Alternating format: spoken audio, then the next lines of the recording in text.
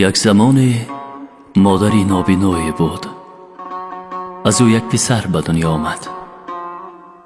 دایه ها خبر دادند که فرزندی به دنیا آورده‌ات بیمار است.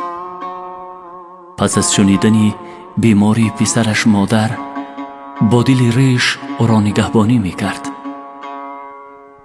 از بس که مادر چشم بینا نداشت، همه مهربانی هایش را نسبت پسرش به چشم دل افشا می کرد.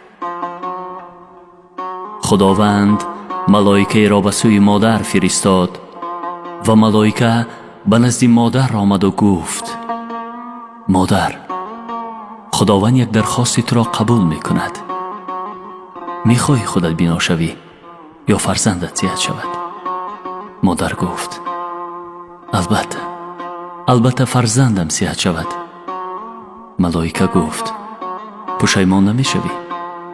مادر گفت: نه، هرگز پشیمان نمی شوم، فرزندم صحت شود. ملائکه دست به دعا برداشت. فرزند او صحت شد و مادر از این خوشحال شده فرزندش را با چشم دل نگریسته مهربانی می کرد. روز به روز فرزند با مهربانی های مادری عاجزش بزرگ شدن می گرفت و مادر از این خوشحال تر می گردید.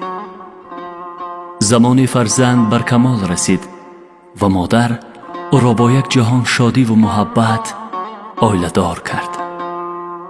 سال و ماه‌ها گذشت و فرزند پیش پای مادر به زانوی ادب افتاد و گفت: مادر جان، چند ماهی است سخنی در دل دارم، اما گفتنش مرا سخت آزار می دهد. مادر گفت: تو جگربندی یگانه من هستی، بگو اسرار دلت را، من همه درخواست هایت را می پذیرم. فرزند گفت: همسری من با تو زندگی نمی خواهد و می خواهم برای تو خانه بنیاد کنم تا که دورتر از چشم او زندگی کنی، زیرا از نابینایی تو همسری من طبعش خیره می شود.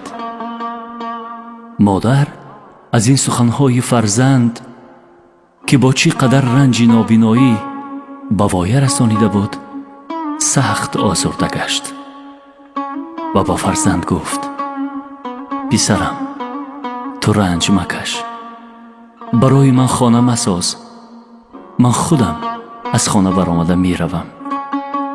تو با همسرت خوشبخت باشی، برایم کافی است.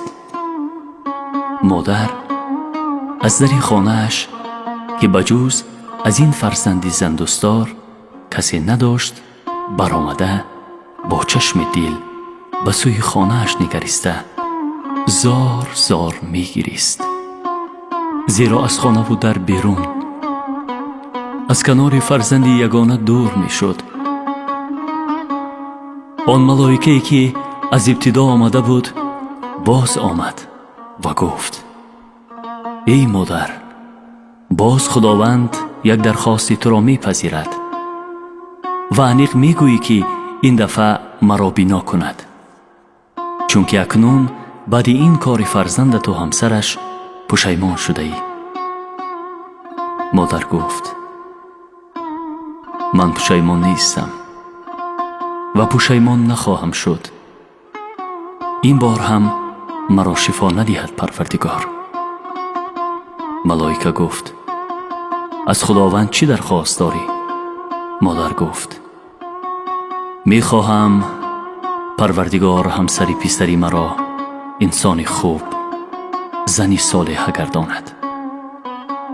امروز از سببی که من از این درگاه رانده شدم و از این رو در خانه نیستم که او را پرستاری کنم، در خانه نیستم که او را نوازش مادرانه کنم، همسرش را همسری با وفا گرداند تا که نسبت فرزندی من جفا نکند، بلکه جگربند مرا پرستاری خوب کند. ملائکه از رحم و شفقت مادر لال گردید. در آن لحظات حساس در چشمش آب فواره زده به چشم مادر چکید و مادر بینا گردید. ملائکه به چشم بینا گشته مادر نگریسته گفت: این رحم و شفقت را تا این دم ندیده بودم. این است بزرگی مادر. در چنین لحظه های ناگوار که از جانب فرزند با امر عروسش رانده شد، برای فرزند و همسر او دعای بد نکرد. پس بباید لحظه به لحظه به قدر این آلیه دلسوز و بیکینه برسیم تا در حق ما دعای مادر نشود، در زندگی راه ما منور نشود.